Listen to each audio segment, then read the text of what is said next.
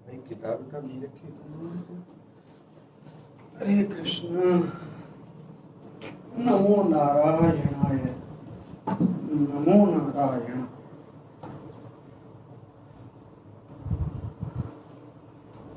हरे कृष्ण वासुदेव। महात्मा संत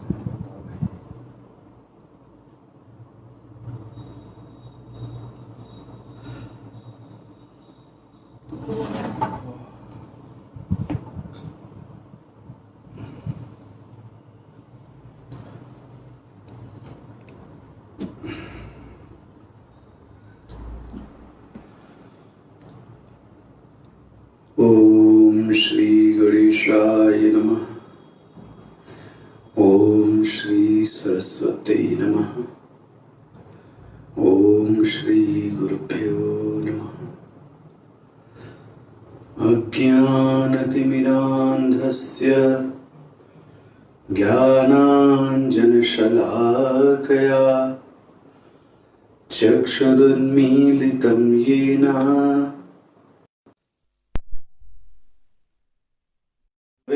नमः। तस्मै श्री गुरवे नमः। चैप्टर 5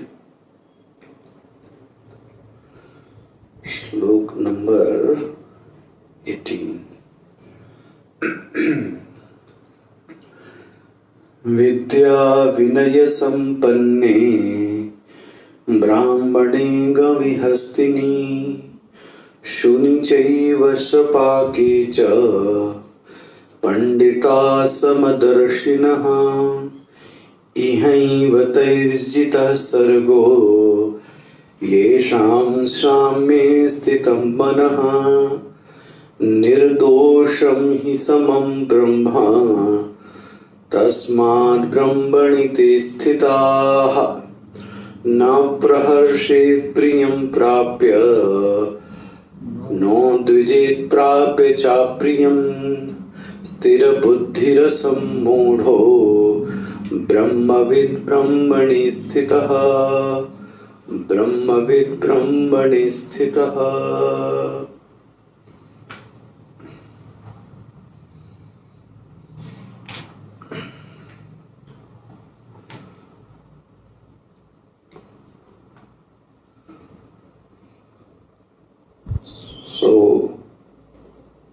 ज्ञान निर्धूत कल्मषाः। उस व्यक्ति ने, उस साधक ने ज्ञान को प्राप्त करा और निर्धूत कल्मषाः अपने जीवन के जो समस्त पाप थे, और पाप अगर सबसे बड़ा पाप कहा जाए तो अज्ञान ही है, तो सबसे कलुषित चीज है वो है अविद्या।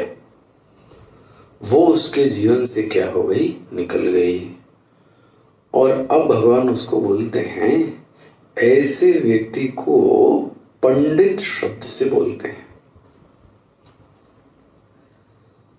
तो आप ऐसा समझें, ज्ञानी व्यक्ति को ही दूसरे शब्दों में पंडित शब्द से कहा जाता है।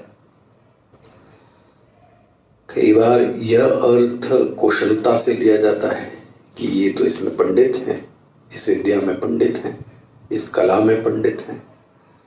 कई बार जातिवाचक शब्द लिया जाता है, लेकिन अध्यात्म में पंडित शब्द का अर्थ है जिसके पास पंडा बुद्धि है, वह व्यक्ति पंडित है। पंडा बुद्धि मतलब यह हुआ कि जिसके पास सत और असत विवेक करने की क्षमता है। सद असत विवेकनी बुद्धि है जिसके पास में, जो नित्य और अनित्य का विवेक कर सकता है। ऐसी बुद्धि जिसके पास है उसको क्या बोलते हैं, पंडित। तो भगवान ने भी इस व्यक्ति के लिए क्या बोला, पंडिता।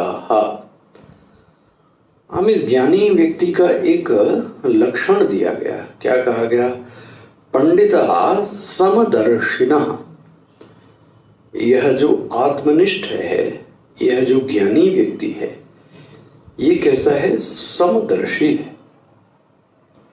इसको ध्यान से समझिएगा। तो व्यक्ति कह सकता है कि समदर्शी बोले महाराज, दुनिया में तो विषमता ही विषमता है भाई।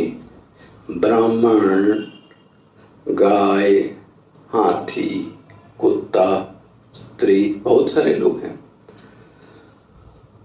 तो अलग अलग प्रकार के लोग हैं। आप भी देखो संसार में, इसलिए कहावत ही कही जाती है, तस पूजिय चाहिए जस देवता।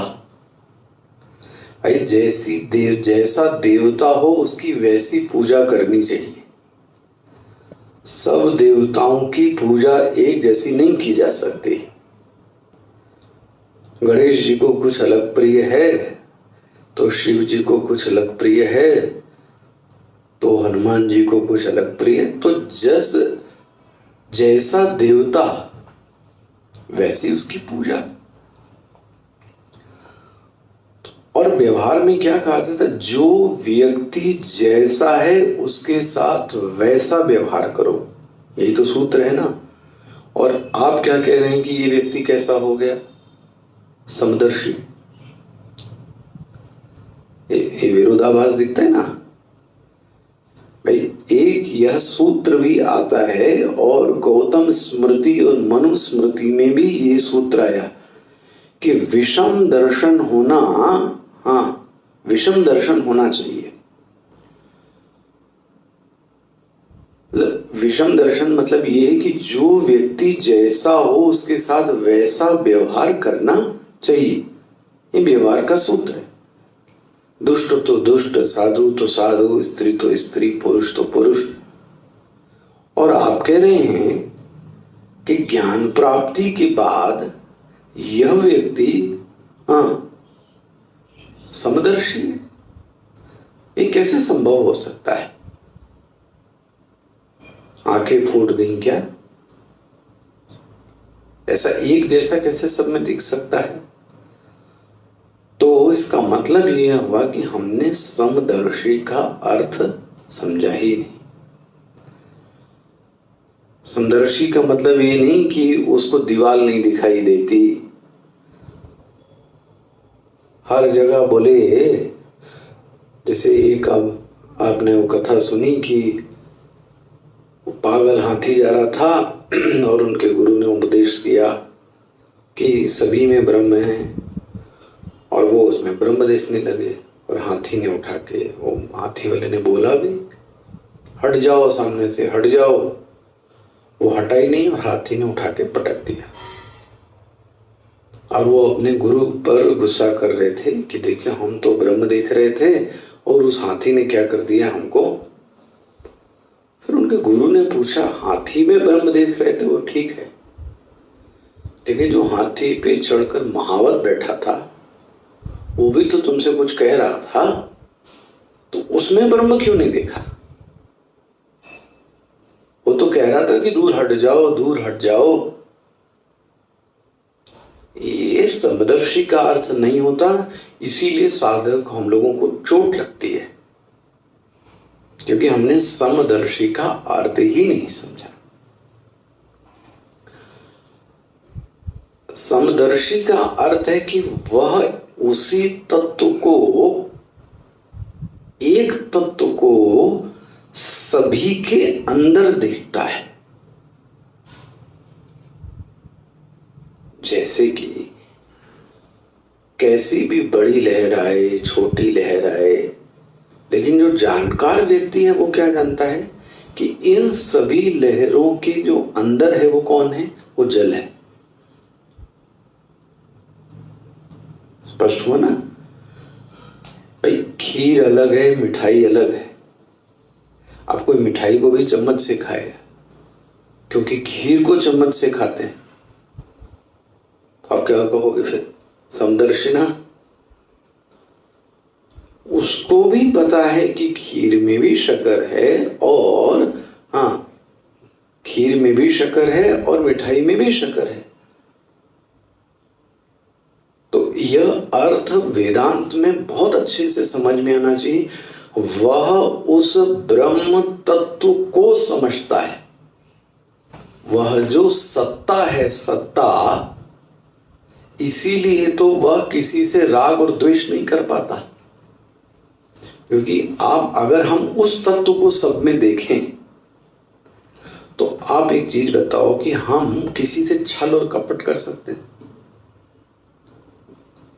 वो हमसे करे वो जाने।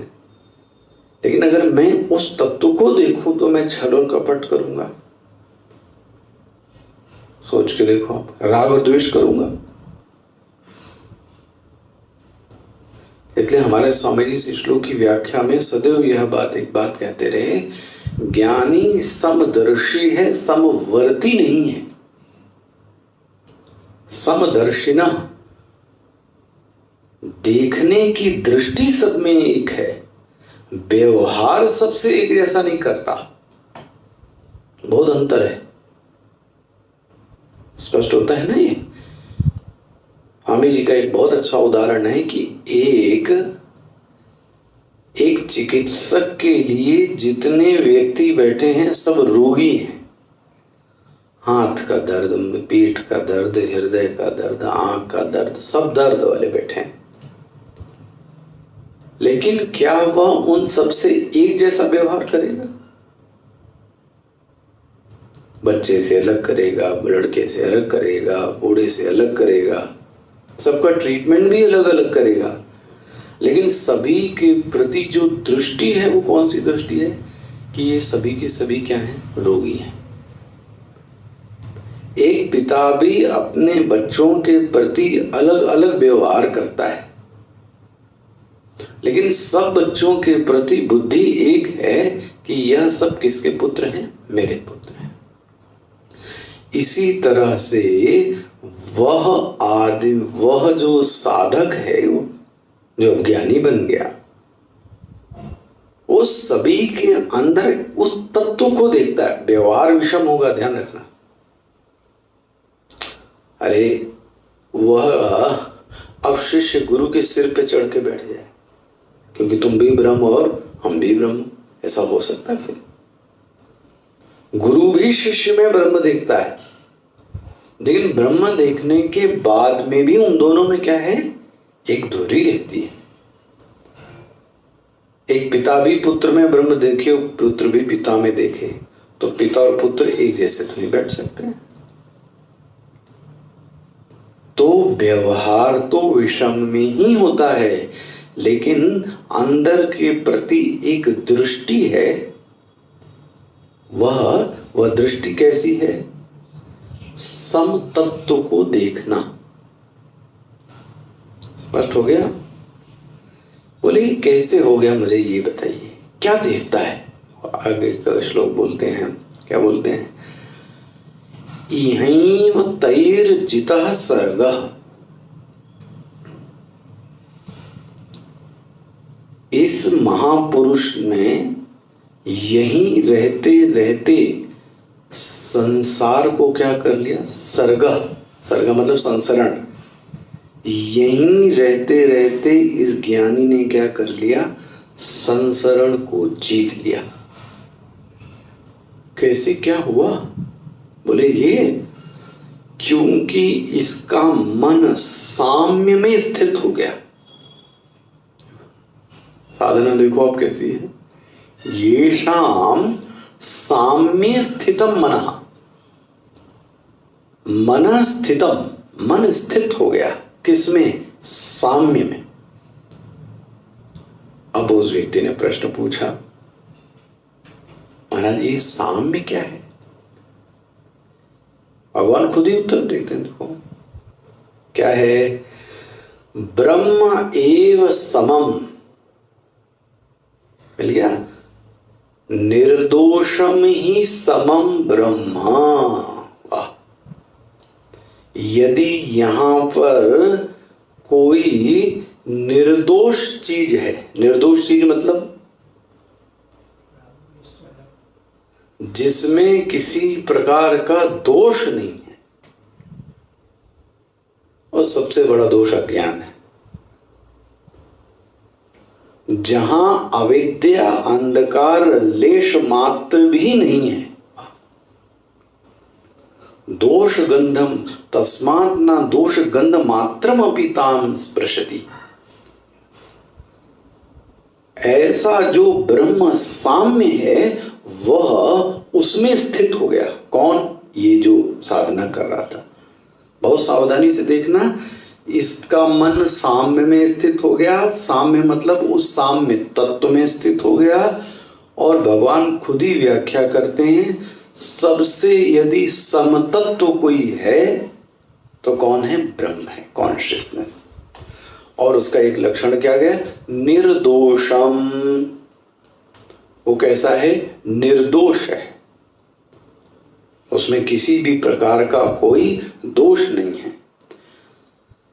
जब वो तस्मात् ब्रह्मणि स्थिता, इसलिए वो किस में स्थित हो गया? ब्रह्म में स्थित हो गया। ये कर्ता भाव में स्थित नहीं है, ये भोक्ता भाव में स्थित नहीं है, ये किस में स्थित है? ब्रह्म भाव में स्थित है। वाह, स्पष्ट हो गया। ये वो हम लोग साधना पर्पज से बात करें, ये कहां स्थित हो गया? बोले ये ब्रह्म में स्थित हो गया। अच्छा, हम लोग कहां स्थित हैं?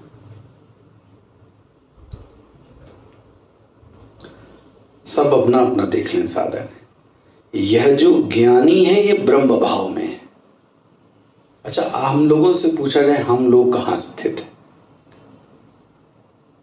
तो आप क्या कहोगे? हम लोग कहां स्थित हैं? सब जरा सोचो अपना अपना। संभव है कि हम लोग कर्ता भाव में स्थित हैं। देखो अपना अपना।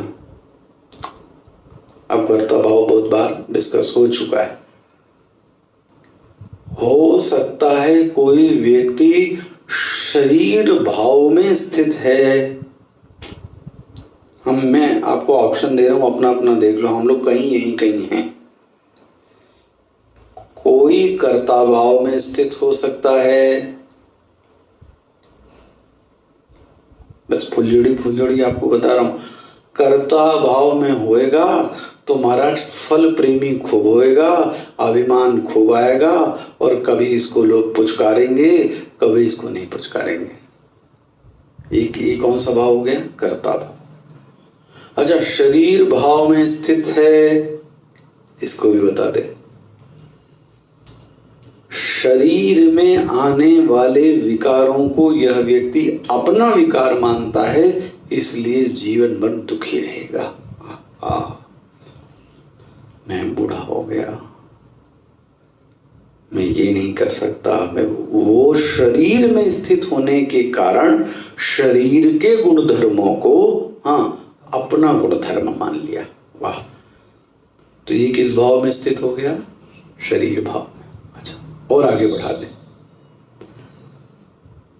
हो सकता है कोई व्यक्ति और पॉलिश्ड होवे तो वह बोले कि हम परिस्थिति में स्थित हैं। देखो जी,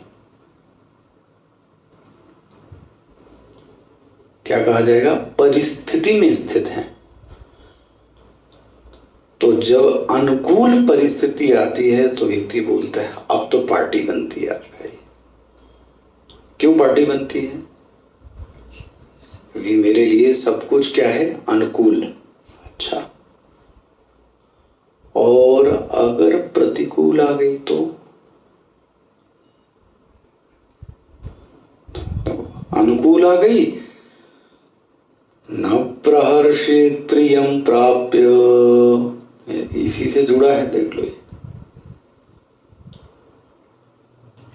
जो व्यक्ति परिस्थिति में स्थित है वह व्यक्ति अनुकूल पाता है तो वो फूल के कुब्बा हो जाता है, और जैसे ही प्रतिकूल आता है तो वो डिप्रेशन में चला जाता है, किसी से बात नहीं करता, अकेले में बैठा रहता है। ये किसमें स्थित है? मैं इसका भी रीजन बताता हूं। लेकिन एक बात ध्यान रख लिए, यह व्यक्ति परिस्थिति में स्थित है, लेकिन ये जो ज्ञानी है ना, ये परिस्थिति में स्थित नहीं है। ओहो, वो संघात में स्थित नहीं है, शरीर में स्थित नहीं है, शरीर में भाव में है ही नहीं। ओहो, फिर वो कहाँ स्थित है? बोले वो अपने स्वरूप में स्थित है। ओहो, इसलिए उसको न प्रहर्षित प्रिय, उसको कोई प्रिय भी नहीं लगता, क्योंकि वो स्थित नहीं है। तो मेरे मन में भी ऐसा ही जब प्रश्न आता था कि ये क्या बोलते हैं, स्थित नहीं हूं, स्थित नहीं हूं, क्या है, क्या कहना चाहते हैं? तो एक शब्द बहुत अच्छा है, वो आपके सामने रखूं। क्या है वो शब्द? तो इसको शुरुआत से ऐसा समझे, ब्रह्मविद ब्रह्मणि स्थिता। ब्रह्म को जानने वाला ब्रह्म में स्थित होता है। बहुत सावधानी से इस वाक्य देखो, ब्रह्मविद, ब्रह्म को जानने वाला ब्रह्म में स्थित हो गया। स्पष्ट हो गया? क्या कला को जानने वाला कला में स्थित हो सकता है? वो कला अलग रहेगी और वो अलग रहेगा, होगा। मूर्ति को जानने वाला, मूर्ति अलग रहेगी, मूर्तिकार अलग रहेगा। कला प्रेमी, कला क्षेत्र अलग रहेगा। लेकिन ये कैसा हो गया? ब्रह्म को जानने वाला, हाँ, ब्रह्म ही हो गया। ब्रह्मविद ब्रह्मैव भवति। कितना बड़ा चीज है। यहां जिसको जानो और जानते जानते वही तुम हो जाओ जिसको तुम जान रहे थे। ये कहीं संभव नहीं है अध्यात्म के सिवाय, ये कहीं संभव नहीं है। ये ब्रह्म ज्ञान की क्या कहा जाए, अपूर्वता है, आशीर्वाद है कि ब्रह्म को जानने से व्यक्ति स्वयं ही क्या हो गया? ब्रह्म हो गया। इसलिए भगवान बोलते हैं ब्रह्मविद ब्रह्मणि स्थिता। अच्छा, उसकी स्थिति ब्रह्म में हो गई। बोले चलो उसकी तो छोड़ो आप महाराज, हमारी बताओ। तो हमारी स्थिति कहाँ है? बोले हमारी स्थिति तो परिस्थिति में। ये स्पष्ट हुआ ना? अच्छा चलो आज इसको, इस शब्द को आप समझो। हमारी स्थिति परिस्थिति में है, मतलब क्या?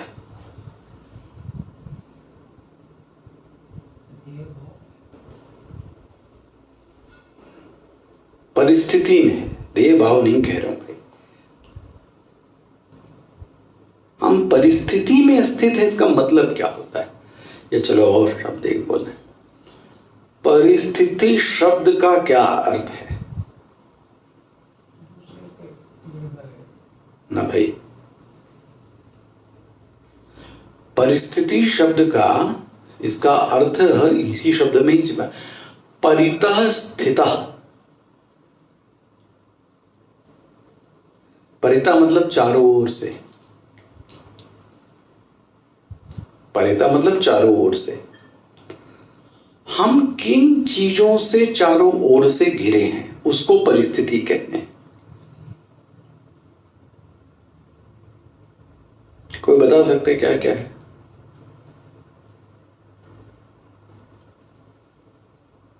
पहला, हम लोग सदैव देश से घिरे हैं। चारों ओर किससे घिरे हैं? कोई बता दे जो देश से न घिरा हो।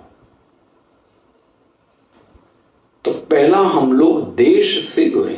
दूसरा, हम लोग काल से घिरे हैं। सुबह शाम संध्या रात। ध्यान रखना, मैं कह रहा हूं परितः स्थितः। परितः चारों ओर से जिससे हम लोग घिरे हैं उसको परिस्थिति कहते हैं। तो परिस्थिति में दो चीजें तो समझ में आ गई जिससे हम सदैव भी रहे। कौन कौन सी चीजें? एक देश है, दूसरी काल है, तीसरी व्यक्ति है। हम ज्यादातर किसी न किसी व्यक्ति से चारों ओर क्या है, घिरे, जिसके साथ हम रहते हैं। और चौथा है हम किसी न किसी वस्तु के आसपास में।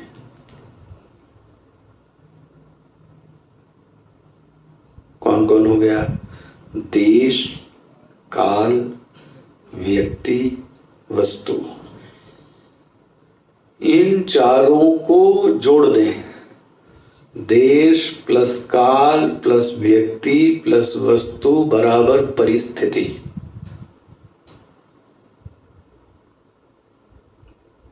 बताओ भाई, इससे अलग कुछ आप लोगों को दिखता हो?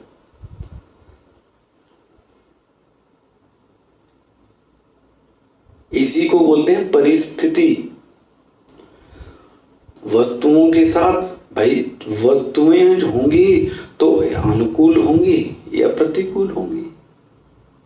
व्यक्ति होएगा, अनुकूल होगा, प्रतिकूल होगा।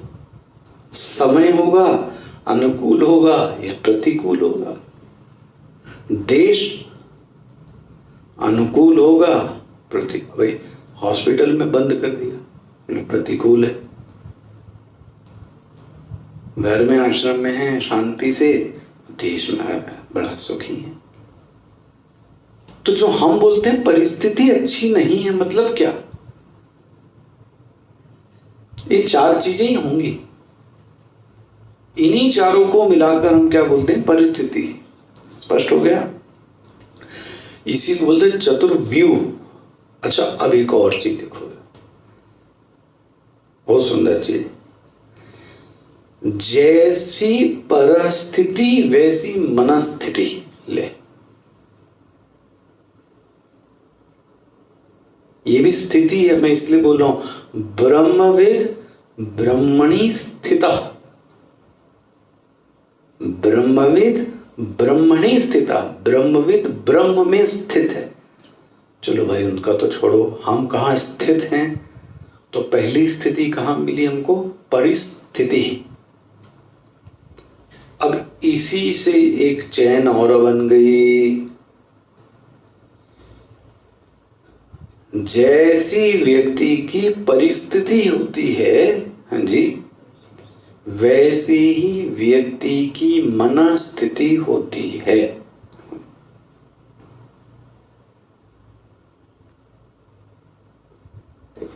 ये दोनों आपस में जुड़े हुए हैं। और एक और जोड़ देते हैं, वो आखिरी।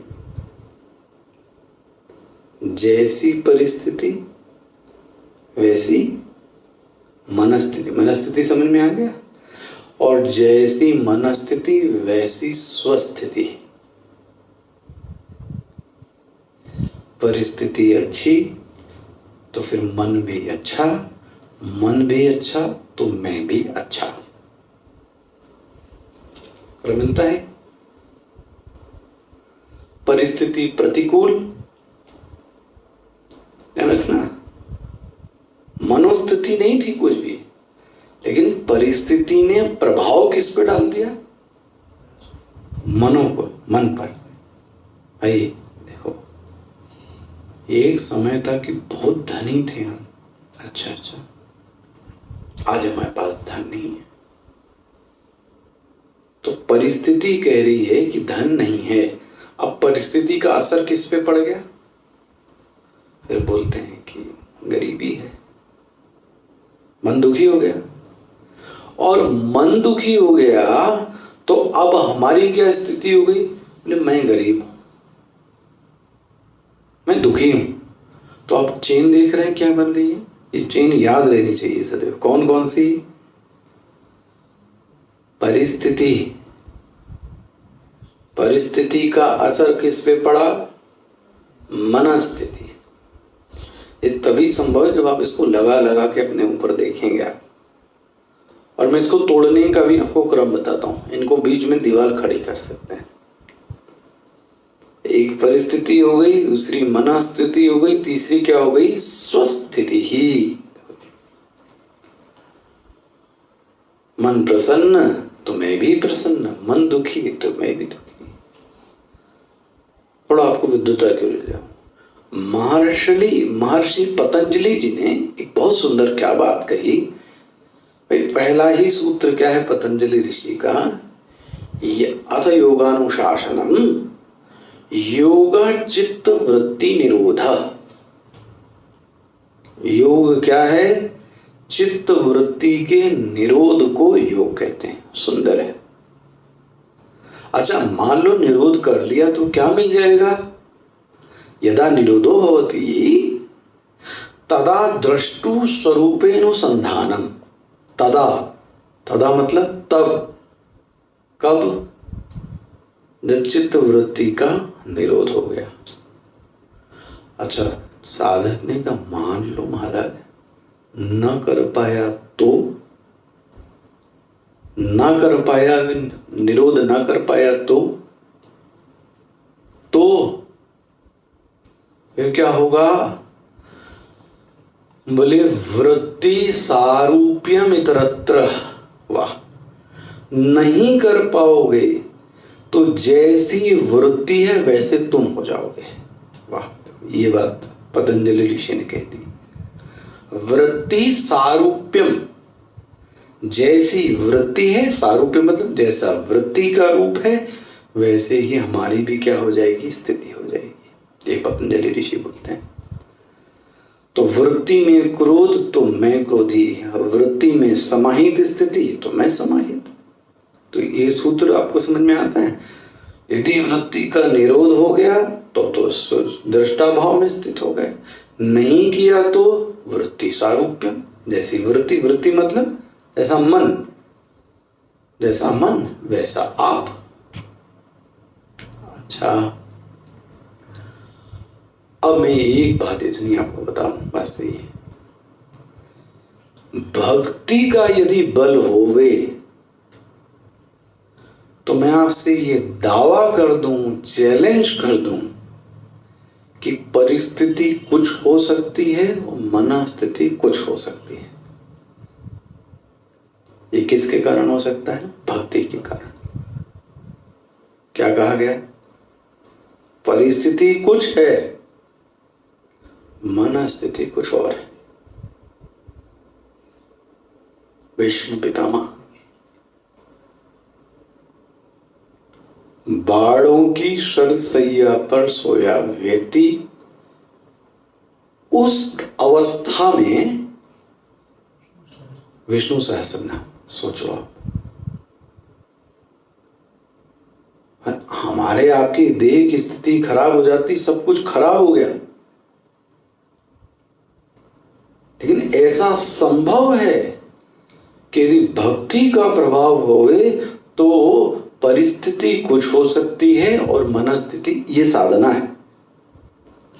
साधारणतः तो व्यक्ति का ग्राफ ऐसे ही जाता है, कैसा?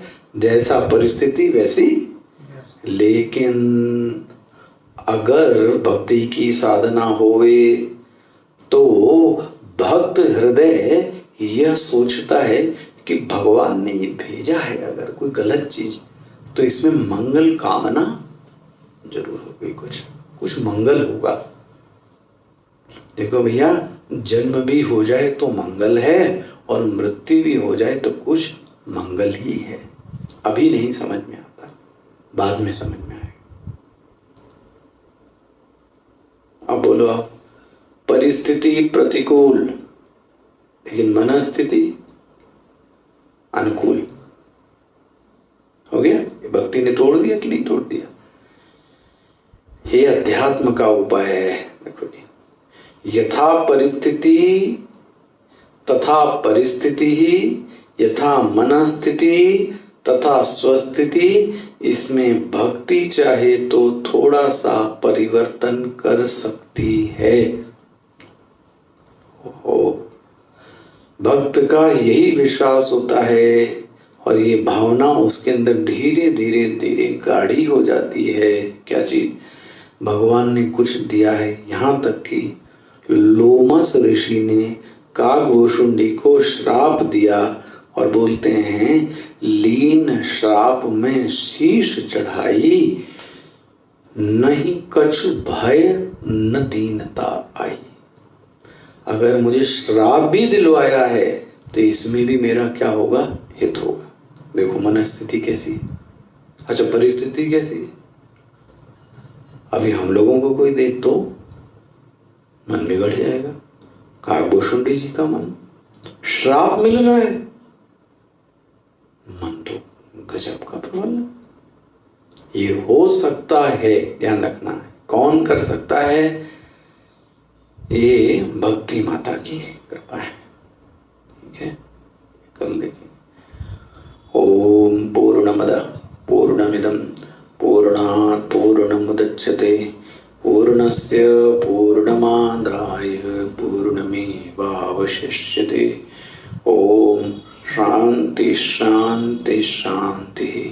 हरि ओम। श्री गुरुभ्यो नमः। हरि